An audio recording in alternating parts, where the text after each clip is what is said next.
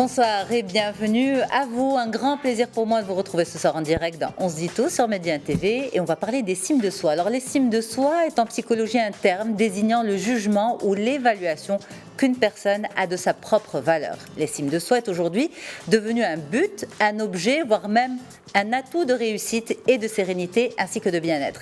La question de l'estime de soi s'est même posée à certains responsables politiques. Ainsi, en 90, déjà, l'État de Californie avait décrété qu'il s'agissait d'une priorité éducative et sociale de premier ordre, soulignant que le manque d'estime de soi joue un rôle central dans les difficultés individuelles et sociales. Comment structurer justement ces atouts qui constituent l'estime de soi dès l'enfance? On en parle ce soir avec vous. Madame Zoubida Ben Mamoun, vous êtes consultante en soft skills. Bonsoir Lalla, comment ça va? Très très bien, merci beaucoup Yasmine, bonsoir, merci beaucoup pour l'invitation encore une fois. C'est un grand plaisir pour moi d'être avec vous ce soir et pour parler de ce sujet justement qui nous touche tous. En fait, idéalement, comme vous avez dit, donc si on le travaille dès l'enfance, c'est l'idéal pour le créer et ne pas juste à travailler à le rattraper à l'âge adulte. Absolument. Alors, je suis sûre que ce soir, on ne pourra pas aborder le sujet sous toutes ses facettes. On va le commencer. Et puisqu'on parle de structuration, donc finalement, on va suivre les âges également. Quand on parle d'insuffler l'estime de soi chez l'enfant, ça commencerait vers quel âge? À partir de quand? Et est-ce qu'on peut parler d'âge ou finalement, c'est une philosophie et un état d'esprit de l'éducation même? C'est à tout âge. L'estime de soi, ça se construit dès l'âge où le bébé il est dans le ventre de sa maman. Lorsque le bébé il sait que c'est un enfant voulu, donc ça se sent. Donc c'est les émotions qui passent déjà. Il va avoir cette estime. Donc lorsque il est rejeté dès le départ, l'estime il est en baisse déjà dès le départ. Donc on va pas parler d'un âge exact où on doit acquérir cette estime de soi. Donc c'est vraiment à tout âge. Et la bonne nouvelle, c'est qu'on peut à tout âge le rattraper et l'avoir. Donc, si on ne l'a pas eu dès le départ, donc oui, à tout moment, on peut décider. Et si moi, je suis maman ou papa, donc avec mes enfants, à tout âge, je peux encore travailler avec ça.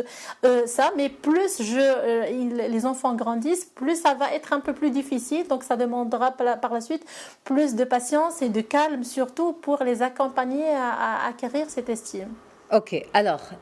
Insuffler cette estime de soi chez l'enfant, est-ce que ça veut dire lui dire constamment « bravo, super, tu es extraordinaire » ?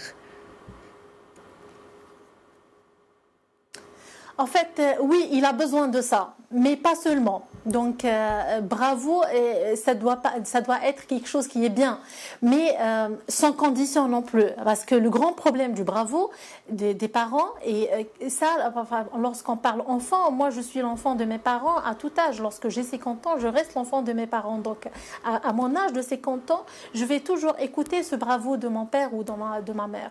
Donc, et c'est très important pour moi. Donc, lorsque moi je suis jeune et on me dit bravo, bien sûr, ça va m'aider. Mais le fait après d'exagérer et de le dire tout le temps, on va pas sentir sa valeur. Ça, c'est la première des choses. La deuxième des choses, le grand problème qui se passe, c'est le moule social. On va suivre un moule social. Et hier, vous avez parlé de la dysmorphie Snapchat. Donc ça, c'est parce qu'on va commencer à être dans un moule social. Enfin, le moule social, il y a quelques années, c'était être médecin ou ingénieur. Et si mon enfant, il n'est pas comme ça, donc c'est un problème. Maintenant, c'est le nombre de followers, c'est comment je suis dans l'image dans les réseaux sociaux. Donc, à chaque fois, ce moule social, il change. Et donc, si moi, je ne suis pas comme ça, donc ça commence à créer problème. Donc, écoutez, bravo. Est-ce que c'est le nombre de j'aime que je vais recevoir sur ma photo que je vais mais revenons à l'enfance. Ça va être bravo que je vais écouter directement de ma mère. Restons au niveau de la petite... restons au niveau de l'amour. D'accord. Si vous permettez, juste pour qu'on structure bien aussi notre interview, restons au niveau de la petite enfance. Vous avez dit, ça commence vraiment dès la grossesse. Et c'est une question d'éducation. Alors justement, c'est là où l'énergie, j'ai l'impression, entre en jeu aussi. C'est une question d'éducation et d'énergie qu'on transmet à nos enfants. Parce que vous êtes également spécialiste en énergie. Effectivement, c'est une énergie parce que moi, je vais demander à l'enfant d'avoir son estime de soi. Mais en fait, aie confiance en toi. Il faut que tu aies de l'estime en toi. Mais l'enfant, il ne comprend pas ce langage. Oui. Il ne comprend que copier ce que font ses parents. Donc, si la maman ou le papa, ils ont un manque d'estime en eux, déjà, ça se transmet. Donc, l'énergie se transmet. Lui, il est en train de copier ce que fait exactement un de ses parents. Donc, aussi, c'est le frère et sœur. Et donc, si moi, mon grand frère ou ma grande sœur, il a un manque d'estime, ça va m'impacter, ça va m'influencer aussi. Ok.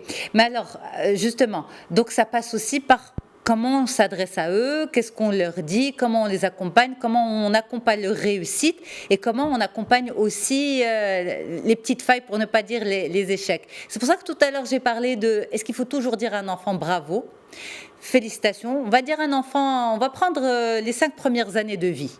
D'accord ? Est-ce qu'il faut toujours lui dire bravo, ou bien quand c'est pas bon, il faut lui dire écoute, tu as essayé de faire de ton mieux, mais ce n'est pas ça. En fait, bravo, oui, on a besoin de l'écouter. Moi, j'ai besoin de l'encourager. Donc, c'est pour ça que j'ai parlé de cet encouragement non conditionnel, en oubliant le moule. Donc, en fait, moi, j'ai besoin d'écouter, moi, à tout âge, comme j'ai dit, donc on a besoin d'écouter bravo. Oui, on doit le dire face. Oui, j'ai besoin de ça. C'est un besoin naturel de l'enfant et même de l'adulte. Moi, j'ai besoin d'écouter ça de mes parents. Mais est-ce que c'est à chaque fois? Peut-être pas, non. Donc, on ne va pas calculer le nombre de fois où on va dire bravo. Mais j'ai besoin, c'est un besoin naturel en moi, de sentir que mes parents m'encouragent. Ils sont fiers de moi. Donc, ce sentiment de fierté de soi, il va venir aussi de mes parents. Donc, ils sont fiers de moi aussi. Ok, d'accord. Alors on va prendre aussi un enfant qui rentre à la maison avec une mauvaise note, parce que ça aussi ce sont des choses qui arrivent et qui peuvent, de la manière dont elles sont gérées par les parents, petit à petit impacter cette estime de soi chez l'enfant. La mauvaise note arrive, comment on réagit ? En fait, maintenant, il faut expliquer à l'enfant qu'il n'est pas le meilleur. Oui, tu n'es pas le meilleur. Tu as fait des efforts, ok, mais ça, c'est pas suffisant. Donc, mauvaise note. Donc, tu as fait ce qu'il fallait ou tu n'as pas fait ce qu'il faut. Donc, il faut dire les choses en face parce que la partie de l'estime, donc, c'est pas dire toujours bravo, mais aussi responsabiliser l'enfant. Donc, il faut le responsabiliser par rapport à ses erreurs. Donc, dire bravo quand il faut dire bravo. Je vais pas dire bravo lorsque lui, il a échoué. Donc, il va sentir que c'est de l'hypocrisie. Donc, je ne suis pas sincère avec lui, donc il ne va jamais écouter mon bravo dans ce cas. C'est ça, il faut être honnête avec l'enfant. Et aussi, donc, cette partie de responsabilité. Oui, effectivement. Donc, il faut le sentiment de responsabilité. Lorsque moi, je vais grandir, donc ce sentiment de responsabilité, ça va me donner aussi de l'estime. Lorsque moi, je compte toujours sur mes parents, même si je fais des erreurs, ils vont me pardonner. Je vais toujours compter sur mes échecs dans les années à venir. Même si j'ai sous-chou, c'est pas grave. Donc, il y a toujours quelqu'un qui va pardonner ça. Donc, je vais jamais avoir assez d'estime en moi dans ce cas aussi. Absolument. Au sein d'une fratrie, est-ce que là aussi ça se travaille ? Est-ce qu'on travaille de la même manière l'estime de soi de tous nos enfants de la même manière ? Ou bien chacun de nos enfants a une spécificité et un besoin particulier ? En fait, comme on a dit, c'est dès la grossesse. Donc déjà de la grossesse d'un enfant à l'autre, c'est pas la même. Donc moi, peut-être en tant que maman, j'ai pas vécu les mêmes conditions. Donc ça a donné un enfant qui était aussi joyeux, il a assez d'estime parce que pour moi, depuis la grossesse, j'ai lui consacré assez de temps, alors que peut-être avec un autre enfant, j'étais toujours occupée. Donc on va sentir que ce décalage d'estime entre un et pas l'autre. Donc on va sentir qu'un des enfants, il a un manque d'estime et pas l'autre. Et donc là, on va travailler sur les deux. Donc celui qui manque d'estime, peut-être je vais lui consacrer un peu plus de temps parce qu'auparavant, je sais qu'une des raisons qui lui a causé ça, c'est qu'il manquait du temps avec moi. Donc le fait de lui donner un peu plus d'amour, donc ça va combler ce manque d'estime et donc ça va peut-être remplacer ce manque et il va être comme son frère ou sa sœur dans ce cas. Alors puisque Madame Ben Mamoun, vous abordez justement les causes, est-ce qu'on peut les développer un peu plus, parce que ça va permettre aussi à nos téléspectateurs peut-être d'avoir cette autocritique devant leur petit écran, se dire bon, mon enfant, je le vois en retrait, je trouve qu'il a il est un peu timide, il a ce manque d'estime en lui. Comment je peux l'aider? Donc là, vous venez de donner un élément qui semble, qui pourrait alerter les parents, c'est le temps passé, le temps de qualité passé avec eux. Ça pourrait être quoi d'autre? Quel autre manque?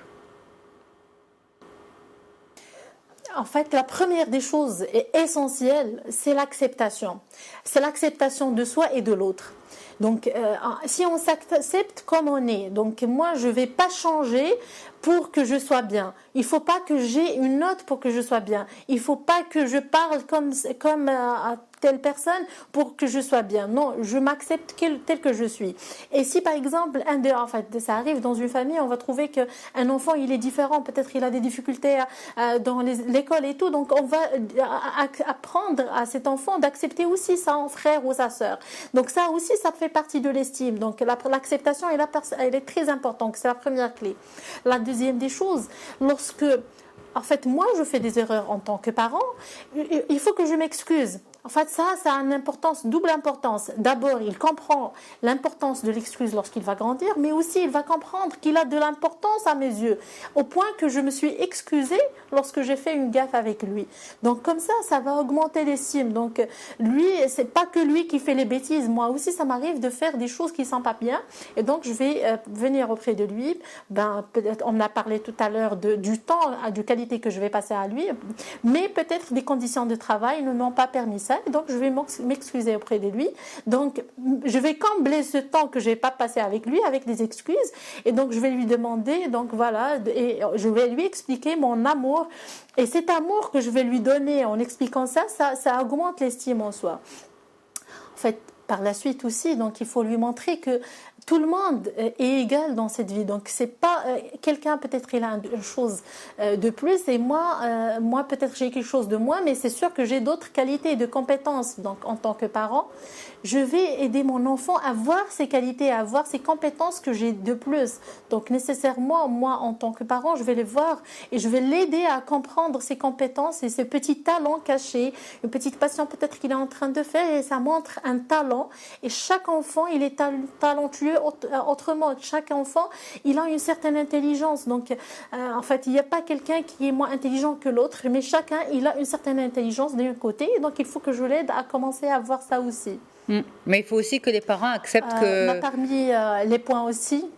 Et il faut également que les parents acceptent cette idée que tous les enfants n'ont pas la même intelligence et ils ne sont pas tous super bons en maths. Mon fils peut être très bon en littérature, mais pas bon en maths, et c'est pas parce que j'idéalise cette branche et que mon fils n'est pas forcément bon en ça, alors que voilà, même les parents, on aide nos enfants, mais il faut aussi qu'on fasse un travail sur nous-mêmes, parce qu'on a été, comme vous l'avez dit, formatés à valoriser certaines intelligences.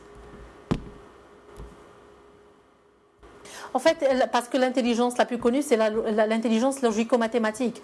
Alors, qu'on va calculer avec un quotient intellectuel, alors qu'il y a 8 intelligences, il y a beaucoup plus d'intelligence. Donc, il y a l'intelligence émotionnelle, il y a l'intelligence verbale, il y a l'intelligence corporelle, il y a l'intelligence artistique, naturaliste. Donc, il y a beaucoup d'intelligence, et donc un enfant qui bouge, qui arrive à manipuler son corps, donc il est très intelligent, mais autrement, mais pas avec l'intelligence mathématique. Donc, il n'a pas nécessairement une grande note en mathématiques, mais il peut être athlète, par exemple. Donc, on ne va pas dire que l'athlète, il est moins intelligent que le mathématicien, pas du tout. Donc, je vais accepter cette différence, et on s'accepte et on comprend que, en fait, chaque enfant, il est intelligent autrement, il est talentueux autrement, et je vais le comprendre et lui faire comprendre ça aussi. Absolument, talentueux à sa manière. Parmi les choses aussi, effectivement, et parmi les choses aussi, c'est les mots positifs que c'est le discours positif. Donc, on a, pratiquement la moyenne qu'on a de pensées par jour, c'est 60 000 pensées par jour. Et donc, dans ces 60 000 pensées, donc moi, je vais aider mon enfant à parler positivement, au moins de dire des mots positifs dans notre langage quotidien, et surtout entre enfants. Et plus ils grandissent, plus ils ont ce langage négatif. Donc, et celui qui part positif positif, donc c'est lui qui est peut-être anormal. Donc ça va baisser par la suite l'estime de soi. Donc si moi je veux aider mon enfant à augmenter son estime, c'est important que j'inculque chez lui ce langage positif. Mais là, on va faire attention. Le langage positif, c'est pas que moi je suis le meilleur, non. Au contraire, moi je suis bien, je ne suis meilleur que personne et je ne suis mieux que personne et personne n'est vraiment mieux que moi. Moi je suis différent, chacun est différent. Donc avec l'acceptation, mais en même temps je suis bien, j'ai beaucoup de qualités, j'ai beaucoup de talent, j'ai énormément de choses à exploiter, l'avenir est devant moi. Tel mot positif et que c'est important, l'enfant il écoute de ses parents et qu'il va apprendre à répéter avec lui seul. Ok. Alors, maintenant, c'est vers quel âge que l'on constate les failles au niveau de l'estime de soi, en moyenne? En moyenne, à partir de l'âge de 4 ans. À partir de l'âge de 4 ans, on va commencer à constater donc cet enfant qui va s'éclipser entre 3 ans, des fois même 2 ans, 3 ans, peut-être, c'est juste petite remarque, mais 4 ans, ça va commencer à être visible. Et donc, cet enfant, il va commencer à s'éclipser lorsqu'il va être en société, il va commencer à être avec des amis, avec des gens de la famille, il va s'éclipser, donc il n'arrive pas à parler avec eux. Lorsqu'il va partir à l'école, il va être à l'écart et il va choisir son coin. Donc ça, c'est de petites alertes qui vont dire, voilà, cet enfant, il a un manque d'estime, donc il faut travailler sur ça. Est-ce que le manque d'estime, c'est le manque de confiance? Est-ce que c'est la même chose? C'est pas la même chose. Donc, le manque d'estime, c'est en fait l'estime, c'est un peu la fierté de soi. Donc, avec cette fierté, avec cette estime, moi, je peux avoir de la confiance pour faire beaucoup de choses. Donc, alors que la confiance, c'est vraiment lorsque j'ai confiance pour faire quelque chose ou là j'ai confiance en quelqu'un. Alors que l'estime, c'est vraiment la fierté de soi. D'accord. Donc, c'est deux choses c'est des choses complémentaires, on va dire. Complémentaire, voilà, c'est complémentaire. C'est pas tout à fait différent, mais c'est complémentaire. Mais on les travaille de la même manière pour un enfant, non? Pardon, j'ai pas bien. On les travaille de la même manière. J'ai pas bien écouté. Il n'y a pas de souci, je répète. On les travaille de la même manière. En fait, on les travaille. Un peu, on les travaille de la même manière parce que l'estime de soi, donc je réplique toujours sur l'estime de soi. Donc là, je vais augmenter la fierté, donc je vais augmenter l'amour envers moi. Donc qu'est-ce qui va causer l'estime de soi? C'est lorsque par exemple un de mes parents, par exemple, ne m'a pas donné assez d'amour. Donc il y a des parents qui sont pas assez expressifs. Donc pour compléter ce qu'on a dit, donc ils nous donnent par exemple, il y a une maman pour responsabiliser son enfant et qu'il soit vraiment un enfant responsable et qu'il va être un adulte responsable, elle ne va même pas lui faire un câlin. Et il y a beaucoup de parents comme ça. Donc, mais ça, c'est par rapport à l'estime. À la confiance, lorsque moi je manquais d'estime, peut-être j'ai pas eu confiance en moi pour passer un bon entretien, j'ai pas eu confiance en moi pour parler en classe. Donc c'est une conséquence. Donc lorsque moi je manquais d'estime, donc ça a une conséquence sur la confiance. Donc idéalement travailler l'estime en premier et par la suite, donc ça bien sûr ça va travailler la confiance et on peut continuer le travail sur la confiance par la suite. Zobida Ben Mamoun, merci beaucoup d'avoir été en direct ce soir avec nous sur Média TV. Merci infiniment, chère madame. Vous êtes experte en soft skills. Un grand merci à toute l'équipe en régie pour le suivi, à vous qui regardez ce programme en direct ce soir. Et puis au plaisir de vous retrouver très très vite. Bonne soirée à toutes et à tous sur Média TV.